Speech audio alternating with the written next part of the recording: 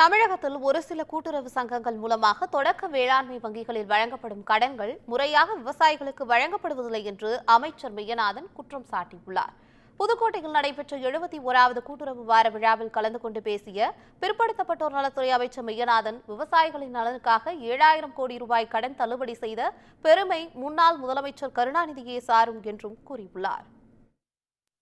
2006ஆம் ஆண்டு ஆட்சிக்கு வந்தவுடன் முதல் கையெழுத்து விவசாயிகளுடைய கடனை அறவே ரத்து செய்வேன் என்று தேர்தல் வாக்குறுதியை தந்து அந்த 7000 கோடி ரூபாயை தள்ளுபடி செய்து இந்த தமிழ்நாட்டில் இருக்கின்ற பல கூட்டுறவு சங்கங்களில் அதே மாதிரி பல்வேறு எந்தெந்த இடத்தில் கடன் பெற்றிருக்கிறோமோ அத்தனை விவசாயிகளுடைய கடன்களை அத்தனையும் ஒரே கையெழுத்தில் அந்த கடன்களை ரத்து செய்தவர் முன்னாள் முதலமைச்சர் தலைவர் கலைஞர்.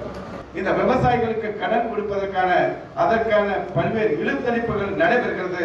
அதை தவிர்க்க வேண்டும் என நான் கேட்டுக்கொள்கின்றேன். என் ஊர் வரவழைக்கு தொடக்க வேளாண்மை கூட்டுறவு வங்கி அங்கே பாத்தீங்கன்னா எல்லா விவசாயிகள் கடந்த ஆண்டு கட்ட வேண்டிய கடனை திருப்பி கட்டிட்டாங்க. கூடுதலாக ஒரு 10,000 சேர்த்து அவர்களுக்கு கடன் வழங்குறதுக்கு அந்த இருக்கிற சூப்பர்வைசர் கையெழுத்து போட்டார். அதுக்கு மேல இருக்க அதிகாரி கையெழுத்து போட மாட்டேங்கிறார். இப்படி நான் அமைச்சரா இருக்கிற ஊர்ல அந்த நிலைமை இருக்கிறது.